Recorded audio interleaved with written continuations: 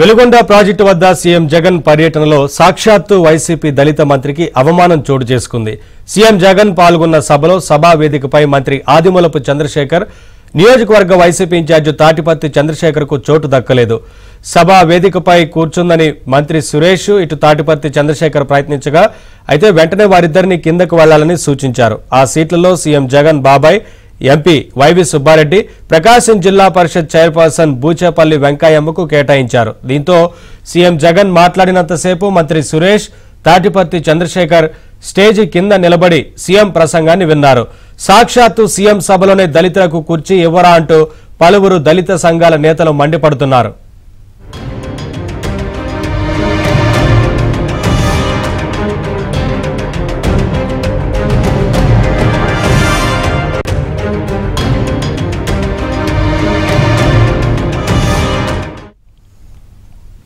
Veligonda project వద్ద CM Jagan పర్యటనలో సాక్షాత్తు వైసీపీ దళిత మంత్రికి అవమానం చోటు చేసుకుంది. సీఎం జగన్ పాల్గొన్న సభలో సభా వేదికపై మంత్రి ఆదిమూలపు సురేష్, నియోజకవర్గ వైసీపీ ఇన్ఛార్జి తాటిపత్తి చంద్రశేఖర్కు చోటు దక్కలేదు. సభా వేదికపై కూర్చుందామని మంత్రి సురేష్, తాటిపత్తి చంద్రశేఖర్ ప్రయత్నించగా వెంటనే వారిద్దరిని కిందకు వెళ్లాలని సూచించారు. ఆ సీట్లలో సీఎం జగన్ బాబాయ్, ఎంపీ వైవి సుబ్బారెడ్డి, ప్రకాశం జిల్లా పరిషత్ చైర్పర్సన్ బూచేపల్లి వెంకయ్యమ్మకు కేటాయించారు. దీంతో సీఎం జగన్ మాట్లాడినంతసేపు మంత్రి సురేష్, తాటిపత్తి చంద్రశేఖర్ స్టేజి కింద నిలబడి సీఎం ప్రసంగాన్ని విన్నారు. సాక్షాత్తు సీఎం సభలోనే దళితులకు కుర్చీ ఇవ్వరా అంటూ పలువురు దళిత సంఘాల నేతలు మండిపడుతున్నారు. అప్డేట్స్ మా కరెస్పాండెంట్ వెంకట్రావు అందిస్తారు.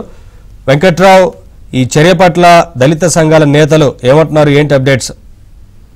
నవీన్, ప్రకాశం జిల్లా వెలిగొండ ప్రాజెక్టు వద్ద పైలాన్ ఆవిష్కరణ జరిగిన అనంతరం జరిగిన సీఎం సభలో దళిత మంత్రి ఆదిమూలపు సురేష్, అదేవిధంగా ఎర్రగొండపాలెం వైసీపీ అభ్యర్థి తాటిపత్తి చంద్రశేఖర్ కి ఘోర అవమానం జరిగిందని చెప్పవచ్చు. సభా వేదికపై సీఎం జగన్ కూర్చున్న తర్వాత ఆయన పక్కనే ఎర్రగొండపాలెం తాటిపత్తి చంద్రశేఖర్ కూర్చున్నారు. ఆ పక్కనే మంత్రి సురేష్ కూడా కూర్చున్నారు. అయితే ఎదురుగా ఉన్న తన బాబాయ్ వైవి సుబ్బారెడ్డిని, అదేవిధంగా బూచేపల్లి వెంకయ్యమ్మ, ఈమె జెడ్పీ చైర్పర్సన్, వీళ్ళిద్దరిని చూసిన జగన్ వాళ్ళిద్దరిని స్టేజీ మీదకి తీసుకురావాలంటూ కూడా ఇటు పక్కన కూర్చున్న ఇద్దరు నాయకులను పురమాయించారు. దీంతో వాళ్ళు స్టేజీ దిగి కిందకి వెళ్లిపోయి ఏదైతే వైవి సుబ్బారెడ్డి, జగన్ బాబాయ్గా ఉన్న వైవి సుబ్బారెడ్డిని జెడ్పీ చైర్పర్సన్ బూచేపల్లి వెంకయ్యమ్మని స్టేజీ మీదకి తీసుకెళ్లి కూర్చోబెట్టాల్సి వచ్చింది.